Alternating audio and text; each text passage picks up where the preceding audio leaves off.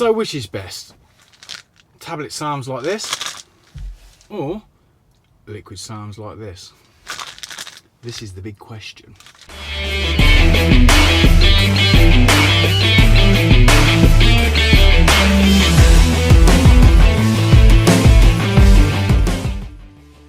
Hi, it's Andy from gymnutrition.co.uk, and as you've seen by the intro, on today's video I want to touch on a little subject of SARMS liquid versus tablet stroke capsules, which is the best.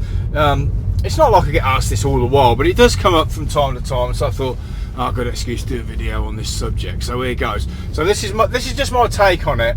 But when I say it's just my take on it, what I would say is look at the facts and decide for yourself which you think is best, if you so wish to choose to take SARMS, is what I'm trying to say. So let's have a look at the facts. So the facts are, all SARMS start off, thank you, all SARMS start off exactly the same as raw powder.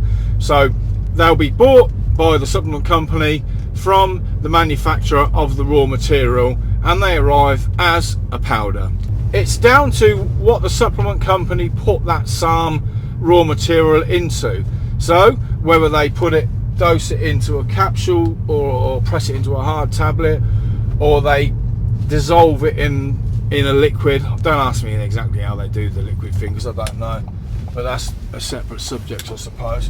So whether they dissolve it into a liquid and it's administered that way. So the actual SARM is exactly the same whether it is powder, tablet, capsule or liquid, exactly the same. So some people have said, oh no, well it gets into the system a lot quicker in a liquid form, so therefore it's better because it's going to start doing its job, building muscle, losing fat, a lot quicker than a capsule will.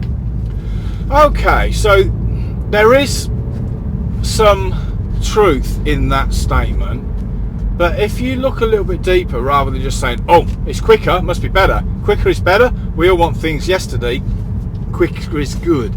So it probably gets into the system, probably, I would say, making an educated guess, not a fact, a guess this bit, probably about 20 minutes quicker being in a liquid than being in a tablet stroke capsule.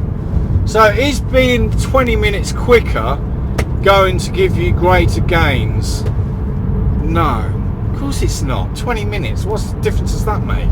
It's like, hello. If you look at the half-life of a lot of SARMS, now I've looked at a few videos and read a few papers and whatnots on interweb about half-life of SARMS, and it sort of varies a little bit. Some will say, oh yeah, Rad 140's got a half-life of around about 20 hours, and some will say a little bit longer. I watched one today, funny enough, and I can't remember what video it was now, or whoever done it. I think it was More Plates, More Days, one of his videos, and he put the paper up on the screen. I don't know how you do that. I mean, you know, I'm kind of old, and I'm not great with his technology. But anyway, he put the thing on the screen, and it showed that Rad 140 in a human clinical trial of I think they went up to about 100 milligrams a day. Sorry, I'm sidetracking slightly here. They went to 100 milligrams a day, and they're showing the half-life to be 20 hours. 20 hours. I mean, that's like nearly a whole day. 20 hours. That's more than a day. It's a day and a night nearly.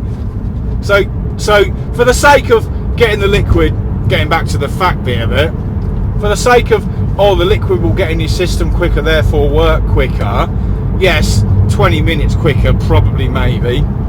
But if it's going to last in your system roughly 20 hours, or even if it's half of that, 10 hours, is it going to make any difference being 20 minutes quicker if it's going to last 20 hours? The answer to that is no. So my opinion is, are liquids better than tablets, capsules? No, they're exactly the same. Now, some people prefer to administer SARMS in a liquid, which is a personal choice. Some people prefer liquids, some people prefer tablets, capsules. Maybe you can't swallow capsules and tablets. There are some people that do find it hard swallowing tablets and capsules, therefore liquid might be more suitable in that case. Fair enough. And also, what I would probably say, where are you going? Nobody seems to indicate anymore. It's so I could guess which way you're going to go. Like, I'm going to indicate, that'll confuse everybody. Indicate left, go left. Everyone's like, where's he going? He's indicating, I'm not sure what he's going to do. Anyway, what was I saying? I've got no idea. And the other reason that's just sprung to mind that I nearly forgot to mention, liquids could be a lot more beneficial if you're trying to achieve a specific dose. Let's give you an example of this. Say you buy an Ostarine, and the Ostarine is 15 milligrams per capsule, and maybe you want to take 20 milligrams. How are you going to do that?